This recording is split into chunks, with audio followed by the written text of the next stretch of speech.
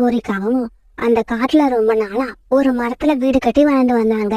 அந்த காட்டுல உள்ள எல்லா பறவைகளும் கூடு கட்டி வாழறப்ப அந்த காங்கல் மட்டும்தான் மரத்தாலான வீட கட்டி அதுல வாழ்ந்தாங்க. அதனால காங்கல் 2 பேருக்கும் மனசுக்குள்ள கர்வம் கொஞ்சம் அதிகமாவே இருந்தது. இருந்தாலும் காங்கல் 2 பேரும் சந்தோஷமாவே இருக்கிறது இல்ல. அவங்களுக்குள்ள அடிக்கடி சண்டை வரும். அந்த சமயத்துல அந்த காட்டுக்கு ஒரு குருவியோட ஜோடி ஒண்ணு புதுசா வந்து சேர்ந்தாங்க. அவங்க 2 பேரும் அங்க இருந்த ஒரு காஞ்சு போன மரத்துல தங்களோட கூட்டை கட்டிக்கிட்டு அதுல வாழ ஆரம்பிச்சாங்க. அந்த குருவி ஜோடி வாழறது கூட இருந்தாலும் கணவன் மனைவி 2 பேரும் ஒத்துமையா ரொம்ப சந்தோஷமா தங்களோட குடும்பத்தை நடத்தினாங்க. இது அடிக்கடி கவனிச்ச காங்கல் 2 பேரும் அந்த குருவிகள் மேல ரொம்ப பொறாமப்பட்டாங்க. காலுஜி, இந்த குருவிகள் 2 பேரும் இப்படி ஒத்துமையாவும் சந்தோஷமாவும் இருக்கிறத பார்க்க எனக்கு எரிச்சலா வருது. ஆமா கோரி, நான் கூட அவங்க 2 பேரும் எப்பவாவது சண்டை போட்டுப்பாங்க, நாம அதை சந்தோஷமா பார்க்கலாம்னு நினைச்சேன். ஆனா என்னோட ஆசை இது வரைக்கும் நிறைவேறவே இல்ல.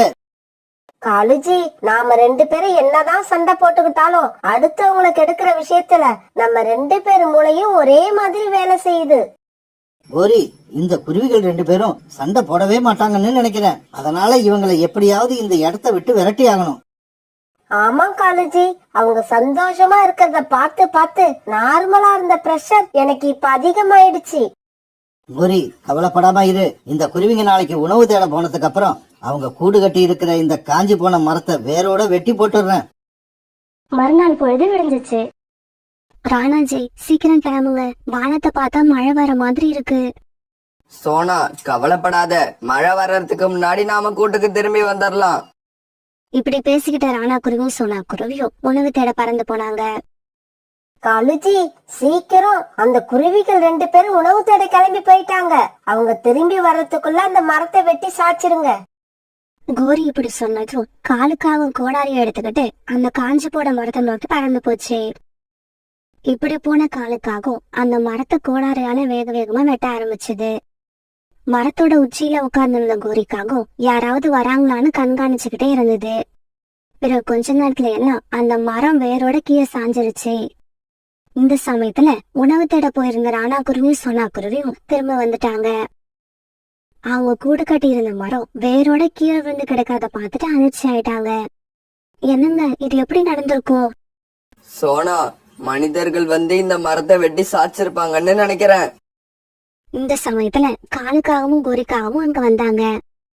சோனா, நாங்க இந்த மரத்தை வெட்ட வந்த மனிதர்களை எவ்வளவோ தடுத்து பார்த்தோம். அவங்க கேட்கவே இல்ல.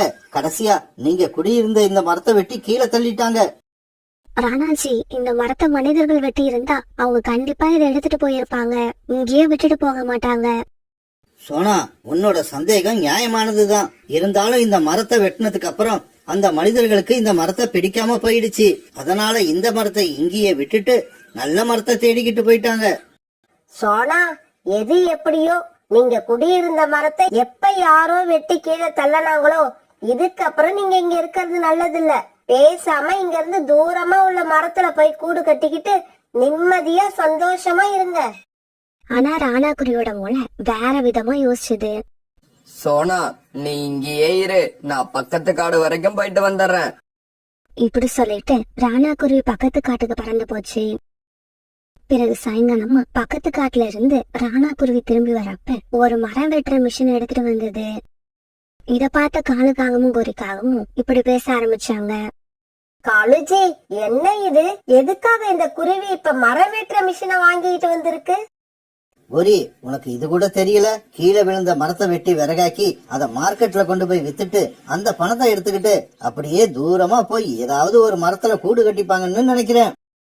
காலுஜி, அவங்க எங்க போனா நமக்கு என்ன? நம்ம கண்ணுக்கு எதிரில இல்லாம எங்கேயாவது போனா சரிதான். இப்படி நினைச்ச காங்கள் பிறகு தங்களோட வீட்டுக்குள்ள போய் படுத்து தூங்க ஆரம்பிச்சாங்க. மறுநாள் பொழுது விடிஞ்சிச்சு. காலையில உணவு தேட கிளம்பி வீட்டு வாசலுக்கு வந்த காலுக்காகவும் குறிக்காகவும் பக்கத்து மரத்துல இருந்த வீட்டை பார்த்ததும் அதிர்ச்சியானாங்க. காலுஜி, இந்த வீடு யாரோடது? நேத்து வரைக்கும் இந்த மரத்துல எந்த வீடும் இல்ல. திடீர்னு இந்த வீடு எப்படி வந்தது?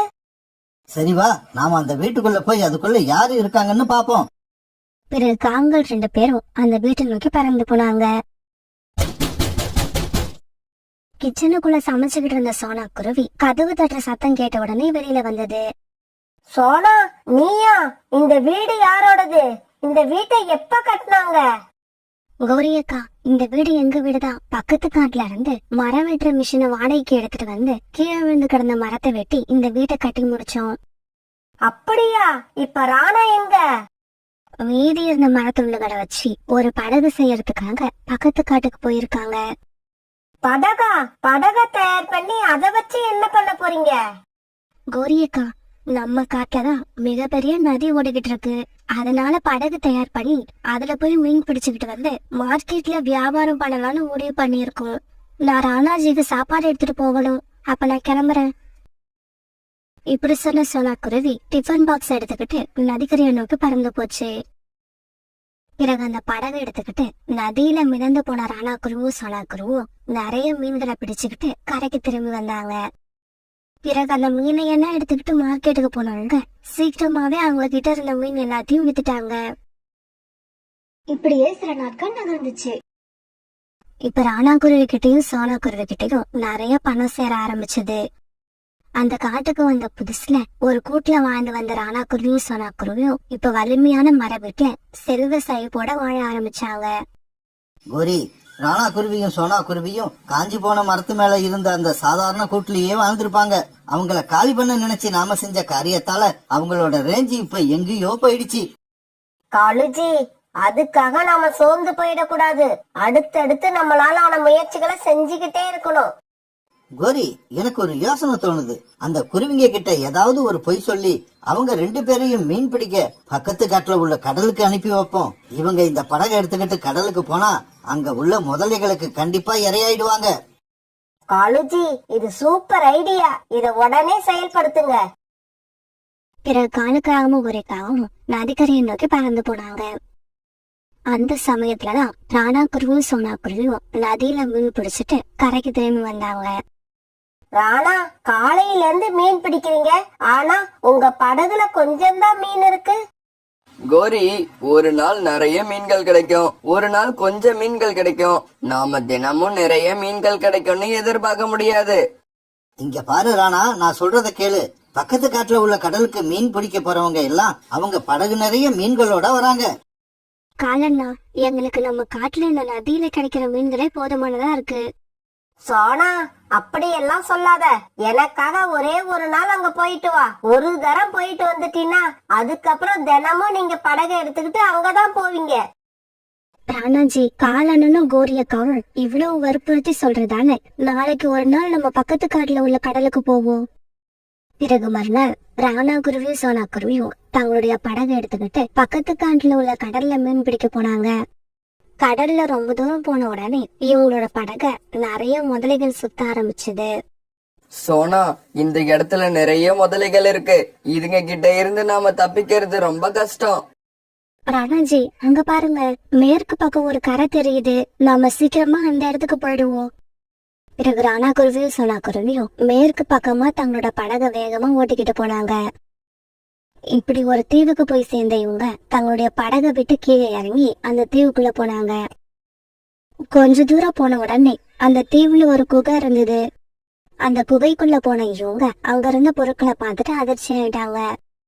அந்த குகையில எங்க பார்த்தாலும் தங்கமும் வைரமுமா இருந்தது. அந்த சமயத்துல யாரோ பேசுற சத்தம் இவங்களுக்கு கேட்டது. பறவைகளே, நேர்மையான எண்ணமும் நல்ல குணமும் உள்ள பறவைகள் மட்டும்தான் இந்த இடத்துக்கு வர முடியும். நீங்க இந்த இடத்துல இருந்து உங்களுக்கு தேவையான பொருள்களை மட்டும் எடுத்துக்கிட்டு போங்க. அதிகமா பேராசப்படாதீங்க. உங்களை இங்க அனுப்புன காகங்கள் நல்ல எண்ணத்தோட உங்களை அனுப்பல. உங்களை சாகடிக்கிறதுக்கு தான் இந்த இடத்துக்கு அனுப்புனாங்க. அதனால அந்த காகங்கள் மேல நீங்க எப்பவும் இறக்கப்படவே கூடாது.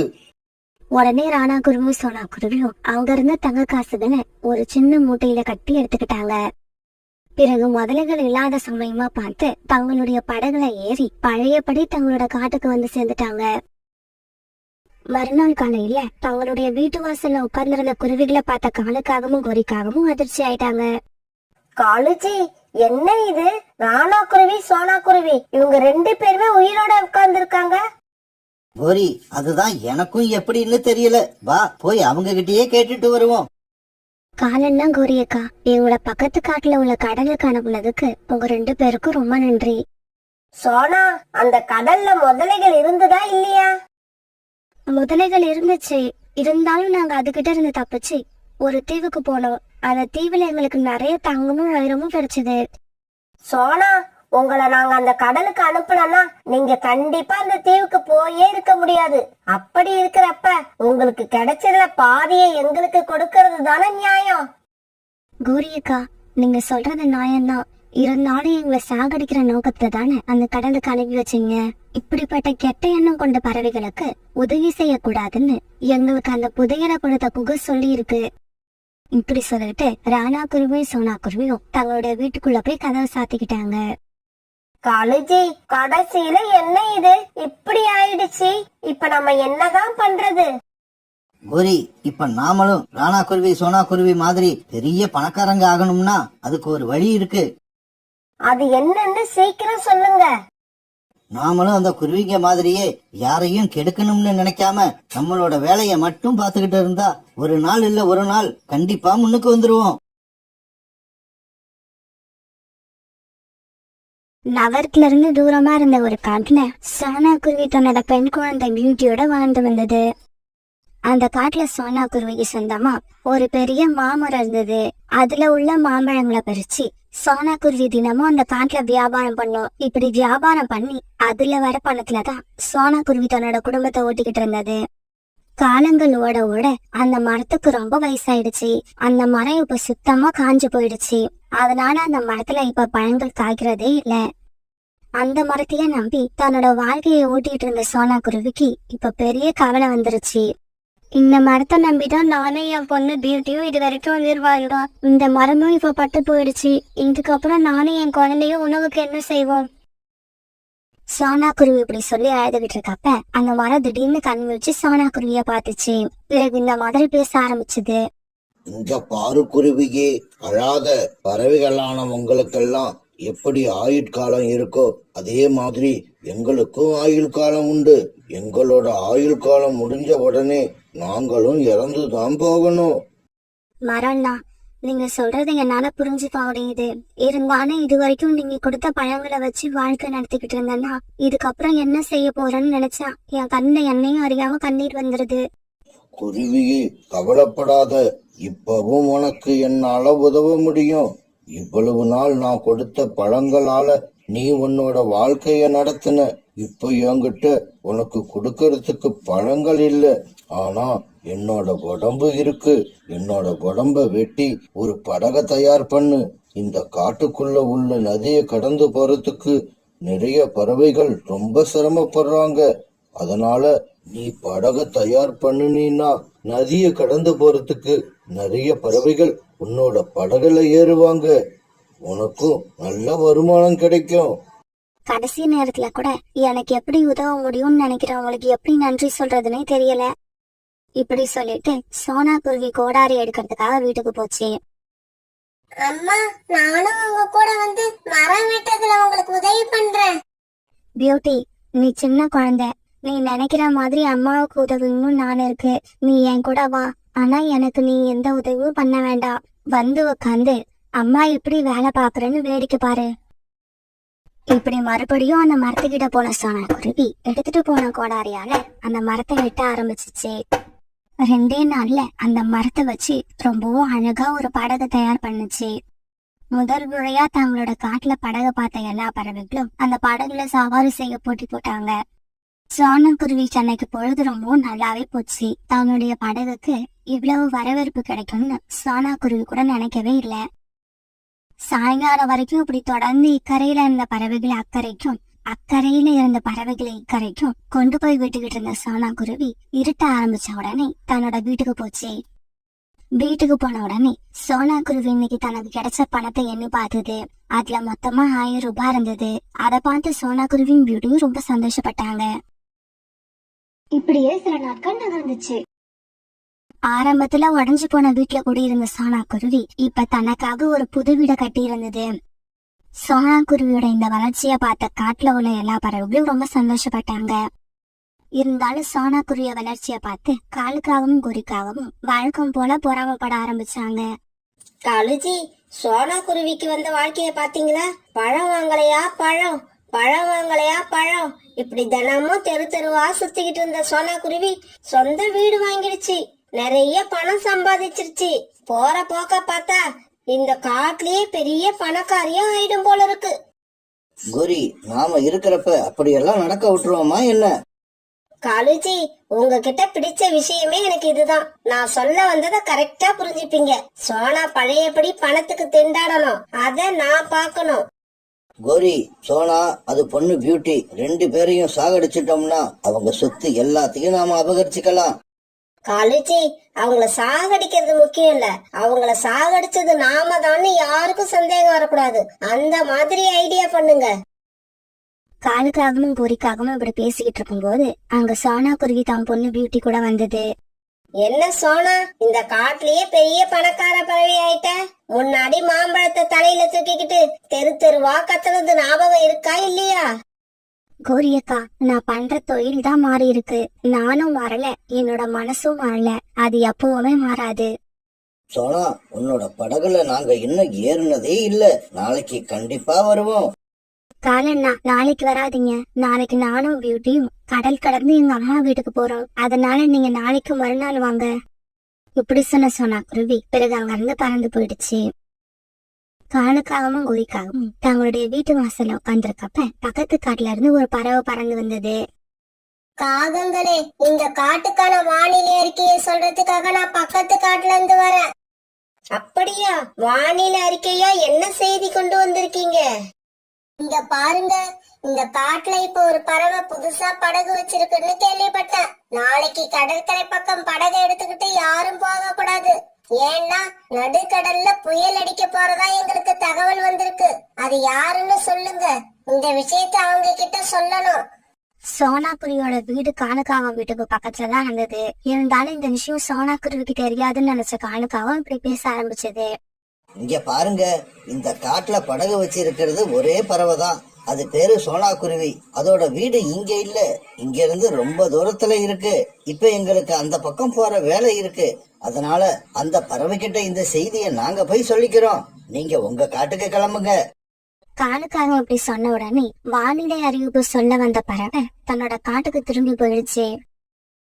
காலுஜி, உங்களுடைய ஐடியா சூப்பரான ஐடியா. இந்த பறவை சொன்ன செய்தியை நம்ம சோனா குருவி கிட்ட சொல்ல போறது இல்ல. அதனால நாளைக்கு சோனா குருவி தன் பொண்ணு பியூட்டிய கூப்பிட்டுட்டு தன்னோட அம்மா காட்டுக்கு போறதுக்கு கடலுக்கு போகும். அப்ப வீசுற புயல் காத்துல கண்டிப்பா அதோட படகு கடல்ல கவிழ்ந்து அம்மா பொண்ணு ரெண்டு பேருமே உயிரை விட்டுருவாங்க. ஆமா கோரி, அதுக்கப்புறம் அவங்களோட வீடு, அவங்க சொத்து எல்லாமே நம்ம கைக்கு வந்துடும். மறுநாள் பொழுது விடிஞ்சிச்சு. இந்த விஷயங்கள் எதுவுமே தெரியாத சோனா குருவி மறுநாள் பியூட்டிய கூப்பிட்டுக்கிட்டு தன்னோட படகு எடுத்துக்கிட்டு கடலுக்கு போச்சு. இப்ப சோனா குருவியோட படகு நடுக்கடலுக்கு வந்துருச்சு. அந்த சமயத்துல பயங்கரமான புயல் காத்து வீச ஆரம்பிச்சது. இப்படி வீசின காத்துல சோனா குருவியோட படகு பயங்கரமா தத்தளிக்க ஆரம்பிச்சது. சோனா குருவியும் தன்னோட படகு நேரா கொண்டு போக எவ்வளவோ முயற்சி பண்ணுச்சு, ஆனா முடியல. இப்படியும் அப்படியுமா தண்ணீர்ல தத்தளிச்சுட்டு இருந்த சோனா குருவியோட படகு ரொம்ப நேரத்துக்கு அப்புறம் ஒரு தீவுல போய் கரை ஒதுங்குச்சு. அம்மா, நாம உயிர் பழிச்சிட்டோம். இருந்தாலும் இந்த இடம் எந்த இடமா? நான் இதுக்கு முன்னாடி இங்க வந்ததே இல்ல. பியூட்டி, நான் கூட இதுக்கு முன்னாடி இந்த இடத்துக்கு வந்ததே இல்ல. இது ஒரு தீவுன்னு நினைக்கிறேன். அப்புறம் எனக்கு ரொம்ப பசிக்குது. வா, நம்ம முதல்ல சாப்பிடுவோம், அதுக்கப்புறமா என்ன செய்யலாம்னு யோசிக்கலாம். இப்படி பேசிக்கிட்டு சோனா குருவியும் பியூட்டியும் பிறகு படகுல இருந்த டிஃபன் பாக்ஸ் எடுத்து ரெண்டு பேரும் சாப்பிட ஆரம்பிச்சாங்க. பிறகு இப்படி சாப்பாட சாப்பிட்டு முடிச்ச பியூட்டி தன்னோட அம்மா கிட்ட இப்படி சொல்லுச்சு.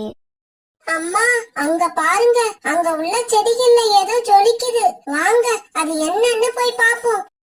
பிறகு சோனா குருவியும் பியூட்டியும் அந்த செடிகள் இருந்த இடத்துக்கு பறந்து போனாங்க. என்ன ஆச்சரியம், அங்க உள்ள செடிகள்ல தங்க ஆப்பிள் காய்ச்சி துவைக்கிட்டு இருந்தது. பியூட்டி, இது எல்லாமே சாதாரண ஆப்பிள் இல்ல, தங்க ஆப்பிள்கள். எனக்கு என்னமோ இதுக்கு முன்னாடி இந்த தீவுக்கு யாருமே வந்ததுன்னு நினைக்கிறேன். அம்மா, இந்த ரகசியமான தீவுக்கு நாம தான் முதல்ல வந்திருக்கோம்னு நினைக்கும் போது ரொம்ப சந்தோஷமா இருக்கு. பிறகு சோனா குருவியும் பியூட்டியும் நிறைய தங்க ஆப்பிள்களை பறிச்சு தங்களுடைய படகுல வச்சுக்கிட்டாங்க. இப்படி தங்க ஆப்பிள்களை எடுத்துக்கிட்ட சோனா குருவியும் பியூட்டியும் தங்களுடைய காட்டுக்கு திரும்பி வந்தாங்க. அந்த தங்க ஆப்பிள்களை அங்க உள்ள ஒரு நகை கடையில வித்து பணமாக்குனாங்க. பிறகு இந்த பணத்தை வச்சு தங்களுக்குன்னு ஒரு பிரம்மாண்டமான வீடை கட்டிக்கிட்டாங்க. இப்ப சோனா குருவியும் வீட்டையும் முன்னாடி இருந்ததை விட பெரிய பணக்காரங்களா மாறிட்டாங்க. இந்த விஷயம் கொஞ்சம் கொஞ்சமா காவங்களோட காதுக்கும் போய் சேர்ந்தது. காளிஜி, உங்களோட ஐடியாவை எல்லாம் தூக்கி குப்பையில போடுங்க. கடல்ல வீசுற புயல்ல சோனா குருவி அது பொண்ணு இறந்துரும்னு சொன்னீங்க. ஆனா அப்படி எதுவுமே நடக்கல. அதுக்கு பதிலா சோனா குருவி இப்ப முன்ன விட பெரிய பணக்காரியா மாறிடுச்சு. கோரி இப்படி பணக்காரியா மாறினது மட்டும் இல்ல, இந்த காட்டுல உள்ள பறவைகளுக்கெல்லாம் நாளைக்கு விருந்து வைக்க போகுது. அந்த விருந்துக்கு நம்மளையும் கூப்பிட்டுருக்கு. அந்த விருந்துல போய் நாம சாப்பிட்டா நமக்கு அதை விட வேற அவமானமே கிடையாது. கோரி, நீ நினைக்கிறது தப்பு. நாம அந்த விருந்துல கலந்துகிட்டாதான் சோனா குருவிக்கு இவ்வளவு பணம் எப்படி சேர்ந்துச்சுன்னு நாம தெரிஞ்சுக்க முடியும். இப்படி நினைச்ச காவல் மன்னர் சோனா குருவி வீட்டுக்கு போனாங்க. இந்த சமயத்துல சோனா குருவி வீட்டுல நிறைய பறவைகள் விருந்து சாப்பிட்டுக்கிட்டு இருந்தாங்க. காலன்னா கோரி அக்கா, நீங்களும் வந்து உட்காந்து சாப்பிடுங்க. சோனா, நாங்க ஒரு கேள்வி கேட்போம், அதுக்கு நீ சரியான பதில சொன்னாதான் நாங்க சாப்பிடுவோம். என்ன கேள்வி கேட்க போறீங்க? சோனா, இவ்வளவு பெரிய வீடு கட்டுற அளவுக்கு உனக்கு திடீர்னு பணம் எப்படி வந்தது? உடனே சோனா குருவி நடந்தது எல்லாத்தையும் காவல் கிட்ட சொல்லுச்சு. சோனா, எங்களுக்கு ஒரு அவசரமான வேலை இருக்கு, நாங்க அப்புறமா வந்து சாப்பிடுறோம். இப்படி சொல்லிட்டு காலுக்காகவும் குறிக்காகவும் அவசரமா அங்க இருந்து வெளியே வந்தாங்க. இப்படி வந்தவங்க பக்கத்து காட்டுல இருந்து ஒரு படகு வாடகைக்கு எடுத்துக்கிட்டு கடலுக்கு போனாங்க. சோனா குருவி சொன்ன தீரையும் சரியா கண்டுபிடிச்சு அங்க போய் சேர்ந்துட்டாங்க. அந்த தீவுல இருக்க செடிகள்ல தங்க ஆப்பிள பார்த்த கோரி இப்படி பேச ஆரம்பிச்சது. காளிஜி, இனி நமக்கு கவலையே இல்ல. அந்த சோனா குருவியை விட நமக்கு நிறைய பணம் சேர போகுது. இப்படி பேசிக்கிட்ட காலுக்காகவும் கோரிக்காகவும் பிறகு நிறைய தங்க ஆப்பிள்களை பறிச்சுட்டு வந்து தங்களோட படகுல வைக்க ஆரம்பிச்சாங்க. கொஞ்ச நேரத்திலேயே அந்த படகு பூரா தங்க ஆப்பிள்களால நிரம்பி வழிஞ்சிச்சு. இப்படி அங்க இருந்த எல்லா தங்க ஆப்பிள்களையும் எடுத்துக்கிட்ட காலுக்காகவும் கோரிக்காகவும் பிறகு தங்களோட காட்டுக்கு திரும்ப ஆரம்பிச்சாங்க. கொஞ்சம் தூரம் தான் வந்திருப்பாங்க. அந்த படகுல நிறைய தங்க ஆப்பிள்கள் இருந்ததால அந்த படகு தடுமாற ஆரம்பிச்சது. கோரி, படகு தடுமாறுறத பார்த்தா எனக்கு என்னவோ பயமா இருக்கு. கொஞ்சம் தங்க ஆப்பிள்களை எடுத்து நாம கடலுக்குள்ள போட்டுருவோம். காளிஜி, உங்களுக்கு என்ன பைத்தியமா பிடிச்சிருக்கு? தங்க ஆப்பிள கடலுக்குள்ள போடுறதா? வேணும்னா நீங்க கடல்ல குதிச்சிருங்க. ஆனா இந்த ஆப்பிள்ல ஒரு ஆப்பிள இழக்க கூட நான் தயாரா இல்ல. கோரிக்காவும் இப்படி பேசிக்கிட்டு இருக்கப்பவே ஆப்பிள்களோட எடையை தாங்க முடியாத அந்த படகு தண்ணீர்ல மூழ்கிடுச்சு. பேராசை பிடிச்ச காலுக்காகவும் குறிக்காகவும் அந்த தங்க ஆப்பிள்களோட தண்ணீர்ல மூழ்கி இறந்து போயிட்டாங்க.